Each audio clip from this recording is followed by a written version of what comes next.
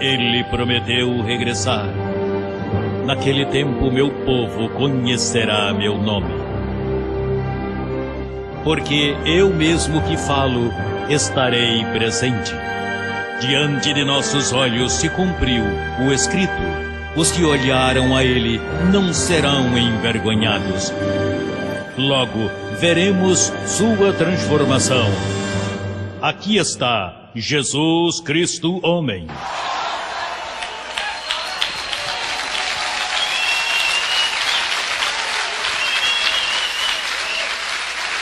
Boa noite a todos.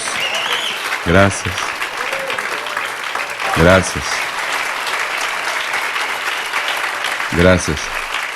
Bom, então, agora vamos para o Código Miranda. Vamos começar por Romanos, capítulo 15, verso 8.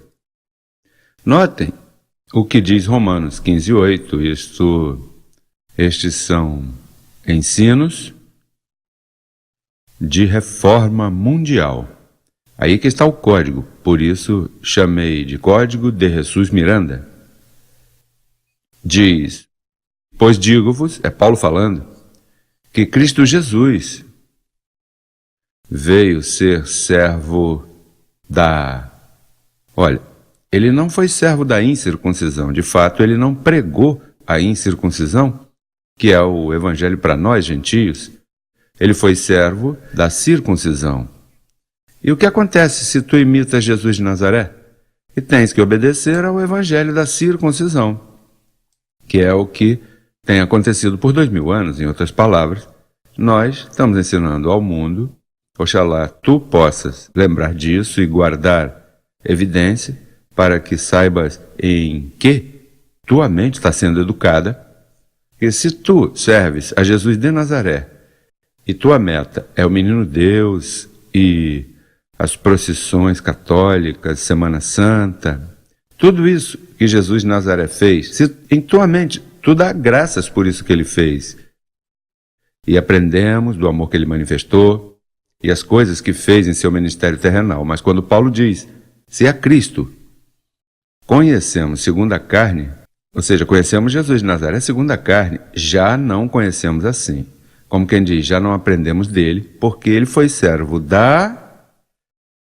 que esse é o evangelho que os católicos praticam e os protestantes. Ou seja, o evangelho da circuncisão é que eles praticam. Por que nós sabemos? Facilmente. Você diz, você crê em 1 de Pedro, 2 de Pedro, Tiago, 1 de João, 2 de João, 3 de João, Judas e Apocalipse? Oh, esses são livros santos da Bíblia. Pois esses 8 livros são da circuncisão. E eles mesclam com os 14 da incircuncisão, porque é como misturar água com azeite, com óleo. Não pode, ou tem água ou óleo. Mas dizer não, é que tem que se aplicar os 27 livros. Não pode aplicar isso. Eu explico, porque são evangelhos diferentes, isso é tudo. Eles dizem, não, é que ele usa 14 livrinhos. Não é que eu use 14 livrinhos, é que esses 14 livros são os que são para colocar a todos na verdade de Deus, que é o que ele veio fazer. Veja o que diz aí. Pois digo-vos que Cristo Jesus veio ser servo da circuncisão, para quê? Então, a verdade de Deus era a circuncisão? Não, ele foi servo disso para pagar a lei, viveu como judeu, para quê? Para mostrar a verdade de Deus e para confirmar as promessas feitas aos pais.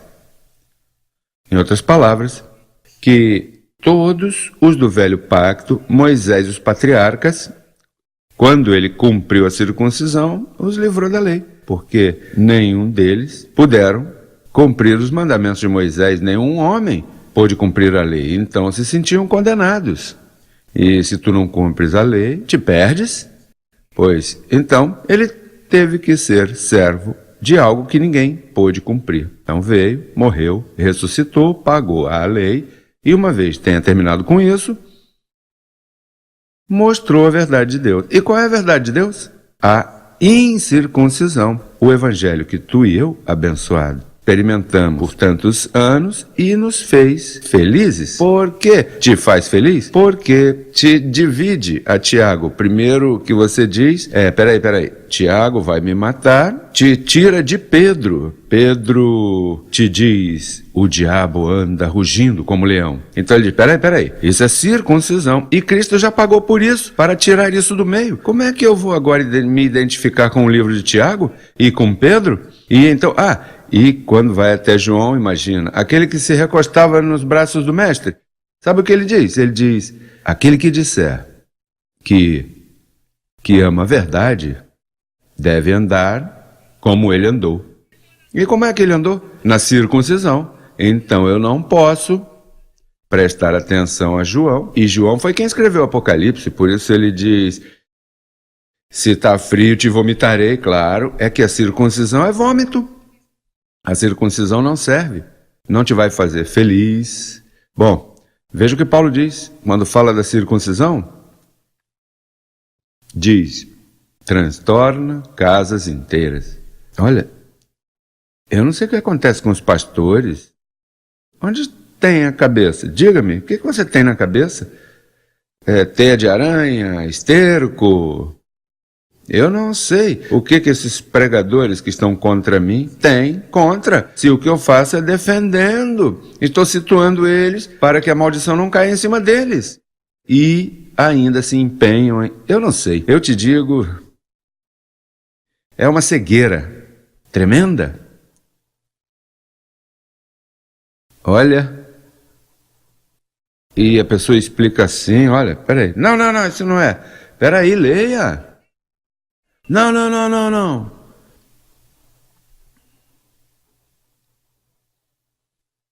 Por isso, às vezes, me dá até vontade de falar mal, porque é que isso molesta, aborrece. Pois digo-vos que Cristo Jesus veio ser servo da circuncisão. Com que propósito? Então a circuncisão era a verdade de Deus. Então ele foi servo dela para quê? Para mostrar a verdade de Deus e para confirmar as promessas feitas aos pais, aos patriarcas. E veja o outro verso, que lindo. E para que os gentios glorifiquem a Deus por sua misericórdia.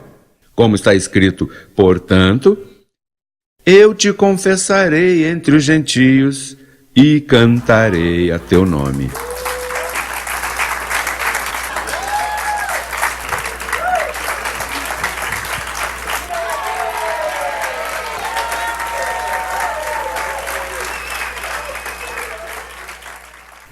Tudo o que Jesus de Nazaré fez foi para nos conduzir. Olha, então, e vou te dizer uma coisa, isto vem desde o velho pacto. As coisas que nós ensinamos aqui, não, é porque Paulo está louco. Tá bem, vamos dizer que ele estivesse louco. Mas olha, Paulo está dizendo, olha, isso aí disse lá em 2 Samuel 22:50. Samuel, um dos escritores históricos, políticos daqueles tempos. Veja o que diz Samuel. Portanto, olha, eu te confessarei entre as nações, não entre os gentios, porque lá o termo gentio não existia, mas ao dizer nações não são judeus, porque incluiria todo mundo. Então, quando você lê aí nações, pense nos gentios. Não pense somente naquela gente lá. Olha, eu te confessarei entre as nações, ó Senhor. E ela se chamava Jeová, e você respeita, já não diz Jeová, agora é Cristo Jesus, porque mudou o nome. Eu te confessarei entre as nações, ó Senhor, e cantarei a teu nome. Quer dizer que isso é uma promessa que Samuel disse milhares de anos lá. Então agora vem Paulo e diz, olha, isso que Samuel disse não se cumpriu ainda não se cumpre, porque diz, os gentios esperarão nele. Paulo diz, ainda não se manifestou o líder desses gentios, porque Paulo foi o líder para escrever o fundamento, mas não os ganhou, não pôde alcançá-los. E outra vez diz, alegrai-vos gentios com seu povo. Isso é um salmo, Salmo 117, correto. Então diz o 15:11, e outra vez, louvai ao Senhor todos os gentios e magnificai-o todos os povos. Há outra escritura mais para isso?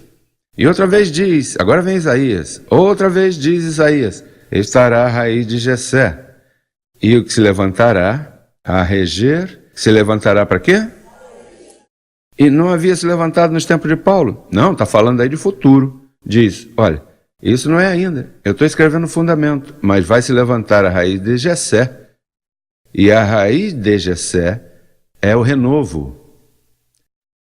Você está fazendo história comigo aqui.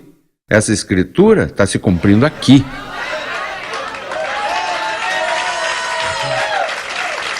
Veja o que diz. Os gentios esperarão. Por que tinham que esperar? Porque não havia chegado. Naquele tempo não havia chegado. Tem que esperar até que venha esse que pregará o meu evangelho e que regerá, dirigir um governo de gentios. Isso é o que está fazendo em Crescendo em Graça. Temos que ser bem cegos para não ver isso. Porque quem é que está dirigindo esse reinado de gentios? Falando uma mesma coisa, dizendo uma mesma coisa? Isso, olha, mais claro o galo não canta. Isaías 11:1, veja aí. Isaías 11:1. Sairá uma vara do tronco de Jessé, isso foi Davi, e um renovo retornará de suas raízes. Esse sou eu.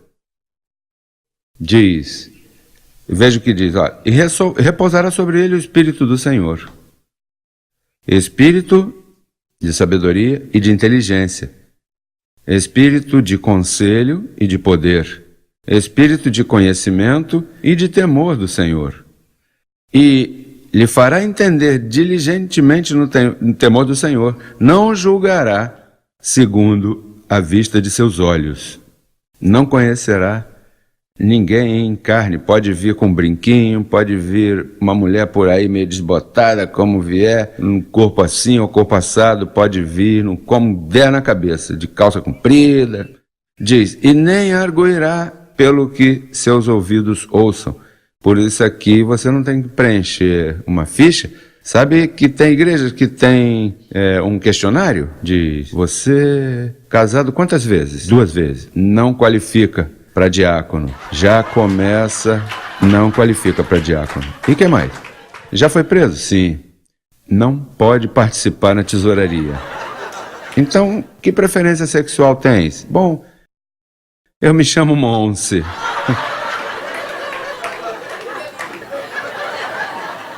Tem que se arrepender. Põe o verso de novo. Senão que julgará com justiça aos pobres e arguirá com equidade pelos mansos, os humildes, os mansos da terra, e ferirá a terra com a vara de sua boca. E com o espírito de seus lábios matará. Como é que se mata o ímpio? Identificando 2 sementes, lobo e ovelha. E será a justiça cinto de seus lombos, e a fidelidade o cinto de sua cintura. Pois esse é o descendente, eu sou o descendente. Deus trabalha com semente. Eu pensava que Deus... E alguém me perguntava assim, por que você? E eu dizia, poderia ter sido Pedro Navalha ou Juan não sei quê, mas depois o Senhor, não, o Espírito do Senhor em mim me repreendeu e disse, não torne a dizer isso. E então me revelou isso e disse, eu te escolhi, a ti, porque tu vens da linha ou da veia profética de Davi. Quer dizer que Jessé era minha família. Imagina como era mal esse senhor, mas ele era mal Porque não trouxe Davi para ser ungido? Porque está na Bíblia, não quer dizer que foi boa gente. Esse aí foi um criminoso, adúltero, criminoso, abusador, mas Deus escolheu. É que as pessoas estão por obras e dizem, não. Mas é por isso que lá em Porto Rico dizem, mas você foi viciado em drogas, então tremenda honra que eu tive que passar por ali e sair vivo. Assim eu posso compreender a todos que vêm a mim e dizem, não, mas é que Jesus não poderia ter sido. Como é que você vai ser Jesus Cristo homem se foi um viciado em drogas? E como Davi pôde ser o salmista e foi um adúltero? E como é que Moisés pôde ser o mediador da lei e matou o egípcio? E se casou 2 vezes? Deus não está... A conduta boníssima, e a pessoa trata sempre de se portar o melhor possível, mas isso não é o que elege você. Por isso é que você tem que ter limpa consciência. Ninguém deve te menosprezar. O que aconteceu contigo, automaticamente você pega a tua vida e diz, não te nego, Senhor. Aquilo que aconteceu comigo quando eu tinha 5 anos, 10, 15, 20, tudo obra para o meu bem, não te nego. E recebo que isso me obra para bem, para tomar melhores decisões no futuro. E já, para fora, para a lixeira, para a rua, para o quartinho de bagulho, já.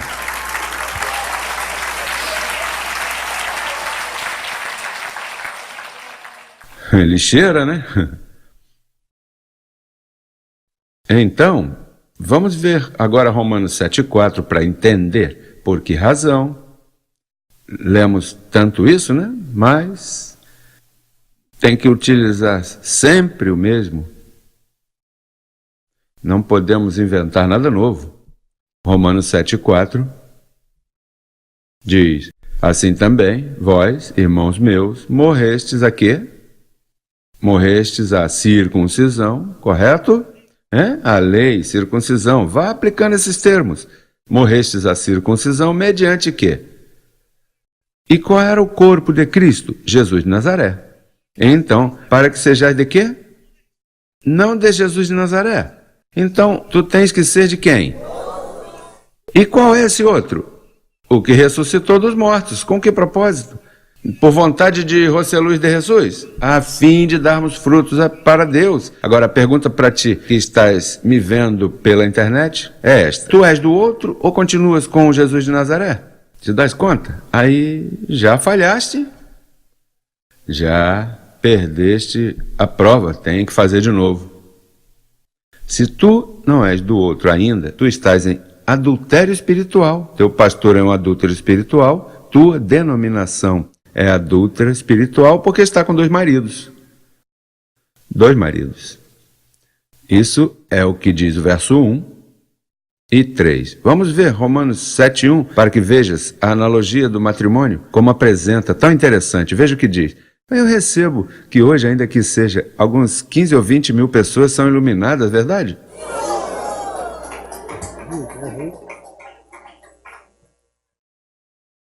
Veja o que diz. Acaso ignorais, irmãos, pois falo com os que conhecem a lei, que a lei se assenhoreia do homem enquanto este vive? Porque a mulher casada está sujeita pela lei ao marido, enquanto este o quê? Mas se o marido morre, ela fica livre de quê? E não será chamada o quê? Assim que, se em vida do marido se unir a outro varão, será chamada adúltera. Mas se seu marido morrer, é o quê? Livre dessa lei, de tal maneira que se unir a outro marido, não poderá ser chamada de adúltera. Por quê?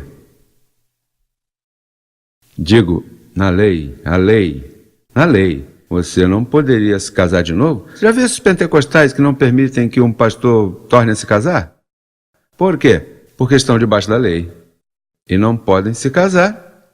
Porque eles estão debaixo da lei. Porque em lei, se tu te tornas a casar, és adúltero. Por isso você viu que a Igreja Católica excomunga as pessoas. E não deixam participar da comunhão. Por quê? Porque como eles têm uma mentalidade de lei, eles não estão em graça. Se estivessem em graça, eles procurariam uni-los, porque a pessoa pode se unir, então se dá a oportunidade de se casar de novo, qual é o problema? E se o segundo matrimônio não funcionar, o terceiro, o quarto, o quinto, ou como a mulher aquela que tinha 7 maridos, tomara que, olha, não espere ter 7, tomara que funcione com o segundo. Aí é que vem a aplicação. No verso 4. Depois que faz essa analogia, veja o que diz. Por isso é que estão em adultério. Assim também vós, irmãos meus, morrestes à lei. Assim também. O que está te dizendo aí? Que o contexto disso é a aplicação de uma analogia tomada de um matrimônio. Assim também vós, meus irmãos, morrestes à lei mediante o corpo de Cristo, para que sejais de outro. Sabe como diz algumas versões? Para que te cases com outro. Em inglês, o que diz? Dê-me aqui, eu vou ler. Você entende a palavra married? Married. Em inglês diz... Wherefore, my brethren, ye also are become dead to the law by the body of Christ, that you should marry to another. Para que te cases com outro. Então, o chamado da igreja é casar-se com quem? Com um ressuscitado.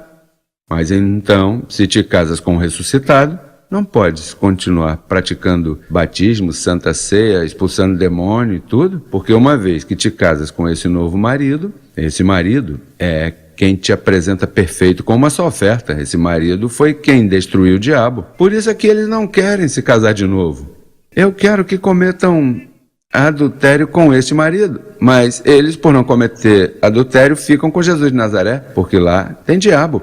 Você sabe que lá em Porto Rico, Rubem Sanches, creio que foi, disse, uma pastora lá, uma líder lá, disse, diga uma coisa, você gostaria de ir a uma igreja onde não há pecado, não há diabo, está salvo para sempre? Não. Ou seja, uma masoquista, ela prefere o diabo, prefere pecado e prefere se perder também. Não, eu não quero uma igreja assim. Eu quero uma igreja onde haja maldição, onde o diabo se manifeste, onde o ódio e as brigas se manifestem. Tem gente que é... Então, se você ainda vai a uma igreja onde há que se batizar com água, uma igreja onde estão orando e impondo mãos, você está numa igreja falsa. Apóstolo, mas é que todas as igrejas são assim? Será que eu mencionei aqui que todas as igrejas são falsas? Eu disse que todas as igrejas são falsas? Pois, se todas são assim, são falsas. Gálatas 2:4, creio que é. Veja o que diz.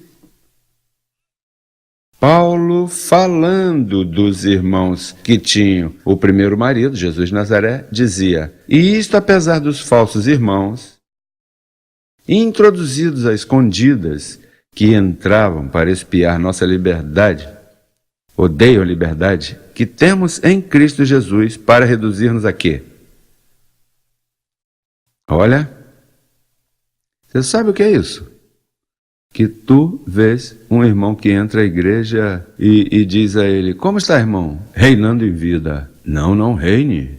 Você tem é que se escravizar. Escravo? Queriam reduzir. E como é que se reduz a ti a escravidão? Bom, entra numa igreja batista, ou numa igreja protestante, uma igreja católica, uma igreja dessas igrejas que tem por aí. Se tu entras ali, te escravizam logo em seguida. Mas são irmãos apóstolos, mas maltratam. Eu não estou maltratando, eu estou chamando de irmãos. Falsos, né? A única coisa é que eu não quero estar com gente falsa.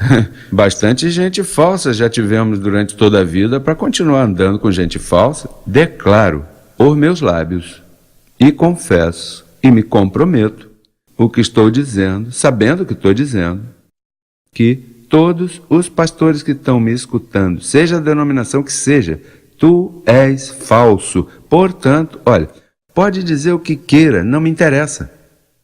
Tuas opiniões não me interessam, vêm de falsidade.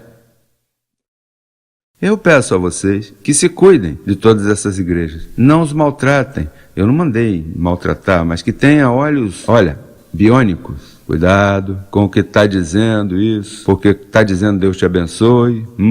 Se te diz Deus te abençoe, é um falso irmão, porque não entende lá em Porto Rico. Mas como é que você atreve a dizer que Deus te abençoe é uma coisa má? É mal. Não está vendo que tu estás abençoado e está me dizendo que eu não estou? Um irmão que diz, aleluia, cuidado, isso aí tem 2000 anos de atraso em cima. Um aleluia essa hora, quando já o Espírito de Cristo veio a ti e clama, Abba Pai, e tu, aleluia, e o outro, Abba Pai. Essas são as ervas daninhas que põem a perder todo o jardim. Não, aleluia não é nada e Deus te abençoe não é nada. Aqui isso é pecado mortal. Aí sim, pecado volta. Aqui, isso é uma má palavra. Isso é pior do que mandar alguém pro cara nesse ministério. Você tem que corrigir como fala, tudo isso tem que ser corrigido. Assim que este foi o Código Miranda. Terminamos. Falsos irmãos, por manter a vista em Jesus de Nazaré e andar com um marido equivocado. Adúlteros. A igreja, por 2000 anos, está em um adultério espiritual. O Papa é um adúltero espiritual. Os sacerdotes, freiras, pastores, todos estão em adultério. Eu não posso respeitar essa gente. Digo, respeito suas vidas, mas suas crenças para nada. Isso é falso, eu não quero saber disso, ponto. Eu, com falsidade, não quero identificação. E se você tampouco quer se identificar com isso, diga quem está ao seu lado. Mantenha-se firme, irmão, na verdade. Os músicos!